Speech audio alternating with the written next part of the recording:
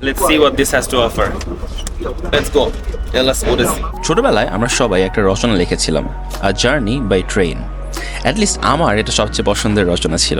তাই যখনই শুনেছিলাম শ্রীলঙ্কায় এই ট্রেন রাইডের কথা, যেটা নাকি পৃথিবীর অন্যতম সুন্দর ট্রেন জার্নি, আমরা জানতাম এটা আমাদের দেখতেই হবে।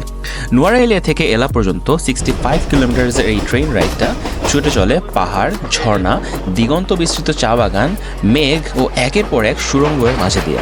আমরা যে ট্রেনে উঠেছি এটা মূলত ট্যুরিস্টদের জন্য একটি স্পেশাল ট্রেন, যেটা রেগুলার ট্রেনের পাশাপাশি সপ্তাহের বিশেষ কিছু দিনই চলে থাকে। দেখতেই পাচ্ছেন আশেপাশে সবাই ট্যুরিস্ট, দাঁড়ানোরও জায়গা স্বল্প, কিন্তু কারো সেদিকে আসলে খেয়াল নেই, কারণ এই 3 ঘন্টার সময় খুব সহজেই দেখতে দেখতে পার হয়ে যায়।